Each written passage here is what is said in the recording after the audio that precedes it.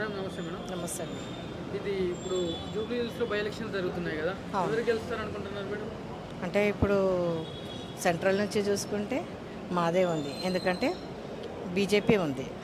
ఎందుకంటే బీజేపీ ఇక్కడ బాగా ఫామ్ చేసింది, అన్నీ 24/7 వర్క్ చేసినాం, అన్నీ చేసినాము. కాంగ్రెస్ అంటారా, ఆయన నవీన్ యాదవ్, ఆయన మీద చాలా కేసులు ఉన్నాయి, చాలా ఆయన ఈసుగూడ వరకే చూసుకున్నాడు, అసెంబ్లీ అంతా ఏం చూడలేదు తను. ఎప్పుడైనా సరే ఆయన ఈసుగూడ డివిజనే ఒకటి చూసిన, ఏ డివిజన్లో అయినా వర్క్ చేయలేదు. మహిళలకు కానీ అక్కడ ఉన్న వాళ్ళకి ఏదైనా చేసిన తప్ప ఏదేం లేదు. మరి బీఆర్ఎస్కి వచ్చేసరికి సింపతి, అది వాళ్ళ మీద కూడా మధ్యలో ఆమె డ్రాప్ అయిపోయింది, ఎందుకంటే ఆమె చేయలేదని చెప్పి విష్ణుకు దింపింది. తర్వాత ఇప్పుడు ఆమె ప్రచారంలోకి దిగింది కాబట్టి ఆమె మీద కూడా వాళ్ళ ఇంట్లో కూడా కేసులు, ఇంకోటి కూడా వాళ్ళ ఇంట్లో ఫ్యామిలీయే బయటకు వచ్చినాయి అన్ని చాలా వరకు. మేడం, ఇక్కడ లోకల్ కాంగ్రెస్ పార్టీలో నవీన్ యాదవ్ అనే వ్యక్తి కడుతున్నారు కదా, అతనికి చాలామంది మద్దతు వస్తుంది అంటున్నారు బయట టాక్, దాని మీద మీ అభిప్రాయం ఏంటి? మద్దతు అంటే ఆయన ఏమంటారు, ఎంఐఎంతో కుమ్మకైండు కాబట్టి వాళ్ళే వస్తారు, ముస్లిమ్స్ బెల్టే వస్తుంది ఆయనకి, మిగతా మా బీజేపీ కానీ ఎవరు రారు.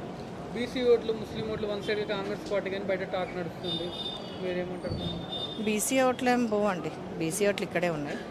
కాంగ్రెస్లో కొంతమంది ముస్లిమ్స్ ఉన్నారు కాబట్టి వాళ్ళ వరకే పోతాయి అంతే.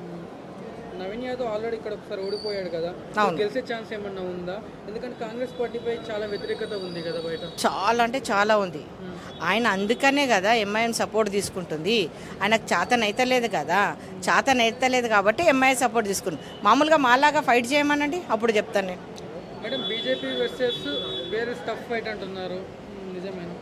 మాదేం టఫ్ ఏం లేదండి, మాకు సెంట్రల్ నుంచి ఇక్కడ మోడీ గారికి ఎంపీ ఎలక్షన్లో సపోర్ట్ చేశాం కాబట్టి ఎంపీ ఎలక్షన్లో సపోర్ట్ ఇప్పుడు కూడా ఆ సపోర్టర్లే మాకున్నారు.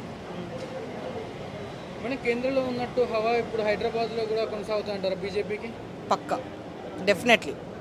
మొత్తానికి అయితే జూబ్లీ హిల్స్ గడ్డ మీద ఎవరు జెండా ఎగిరబోతుంది మేడం? కాషాయం జెండా. కాశీ.